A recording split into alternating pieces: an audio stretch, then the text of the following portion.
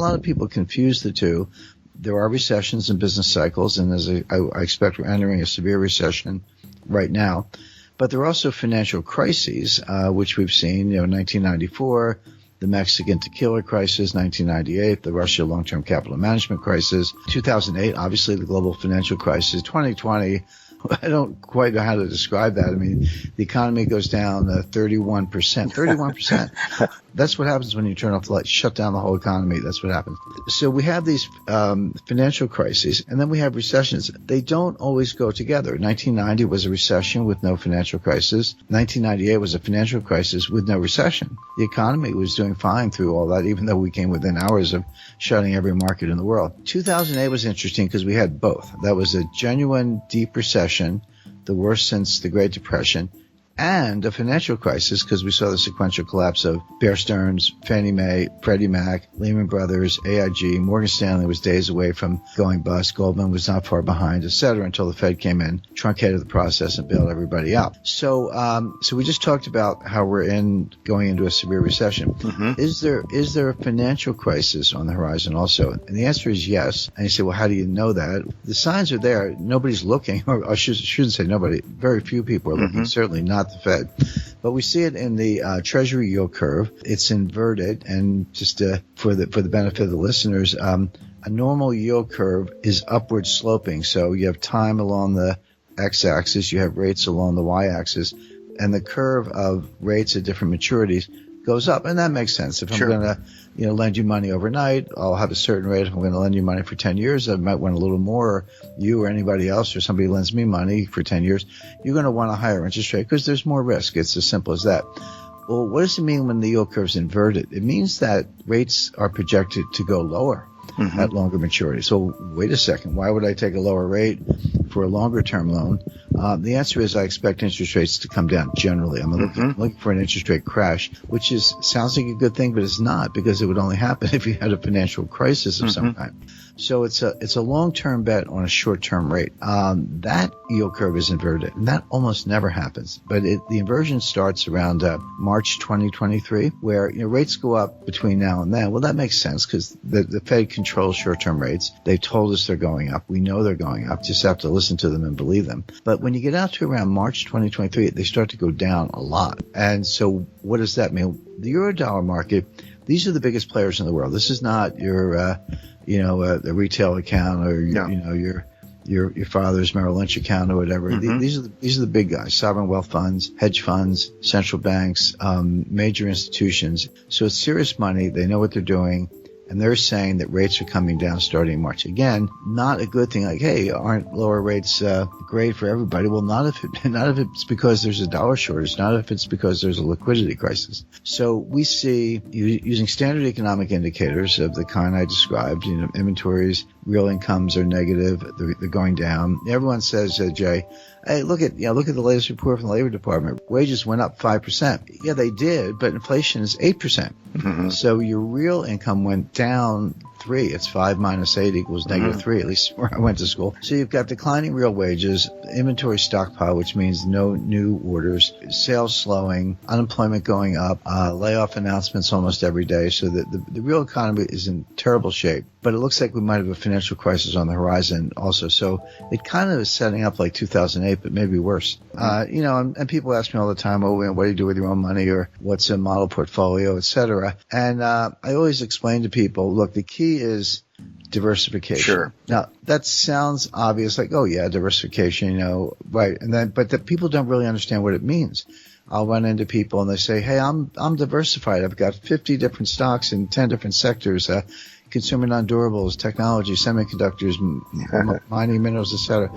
And I say to them, you're not diversified. You may have 50 stocks, but you have one asset class, which is equities. Mm-hmm. And they're all going to go up together, or they're all going to go down together. Not every single stock, but by and large, they're highly correlated. Real diversification, have a slice of stocks by all means. Have a slice of treasury notes, and I agree with you. I think 10-year treasury notes at 4.1% yield to maturity, I would say shoot them in, because if the yield curve signals and the economic signals I'm describing play out, and they are playing out, those yields are going to come down a lot. I know they've run up for the last 4 months. I get it. But they're about to turn around and come down a lot. So you'll get very significant capital gains on that. Plus, it's, there's no credit risk or almost no credit risk. I'd have a big slice of cash, and people go, well, what good is cash? There's a low yield and all that. Well, the answer is, yeah, it has a low yield, but you're not going to lose anything. First of all, it'll preserve wealth. Secondly, it could be your best performing asset in deflation because the real value of cash goes up. Most importantly, it gives you optionality, which means that if everything's crashing and burning around you and you're the one with cash, you can go shopping. You can pick up the bargains. And a good example is, probably no better example, Warren Buffett, Berkshire Hathaway. They have over $130 billion of cash or cash equivalents on their balance sheet. Now, why do they have $130 billion of cash? Because they see what I see. They see what's coming, and they want to be the winners who, as I say, go out and buy pick through the wreckage and pick up some diamonds in the rough. Then, yeah, real estate, absolutely. Not commercial. We're not past there's a big transition going on in commercial. It's very tricky ground, but residential, agricultural, natural resources, definitely have some gold. I recommend a 10% slice. People, Jay, they always want to put words in your mouth. They go, Jim Rickards says, sell everything and buy gold. I never said that. I don't think that's a good idea. But 10%, yeah, I do think 10% is a good idea. That's your inflation protection. It'll also preserve wealth. And by the way, I forgot to mention, cash reduces the volatility. It's the opposite of leverage. The leverage increases volatility. You can get bigger returns, but you can also have bigger losses. Cash reduces volatility. So if you've got other volatile assets like stocks, and gold and notes and so forth, the overall portfolio volatility is reduced by a slice of cash. So that's real diversification. That's what I recommend. So we haven't really felt the impact of the rate hikes that started last March, but they're still going. They are going to, raise again in December. You can debate whether it's 75 basis points or 50. We'll know when we get closer to the date, and probably again on February 1st, which is the next meeting, and maybe after that. So the short answer, Jay, is yes, they are going to continue raising rates. They're fixated on inflation. It will come down, but at a very, very high cost. And meanwhile, when maybe you should be easing up a little bit or at least pausing, they're not. And so they're going to take a bad situation and make it worse. How does gold perform in a market like this? Not so good, you would think. What are your thoughts? Well, the numbers are that since March of 2022, in March of 2022, not long after the outbreak of the war in Ukraine, gold, it wasn't the all-time high, but it was close. It was about $2,043 an ounce. Prior to that, gold hit $2,069, the year before. So since then, it's down about 25%. What happened? Where's the inflation protection you talked about, et cetera? And there are a couple of answers to that. First of all, gold is down 25% in dollars, but the stock market's down between, closer to 30%. So at least gold has outperformed stocks.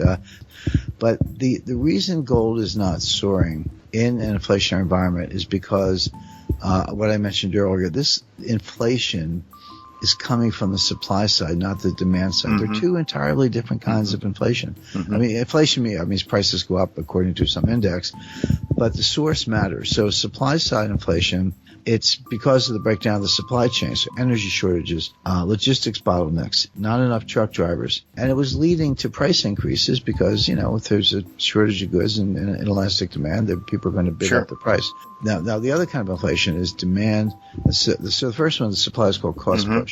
Second one is demand pull. This is where consumers have it in their heads. It's a psychological issue, maybe real, but it's driven by psychology. The prices are going up. I better go out and buy stuff right away.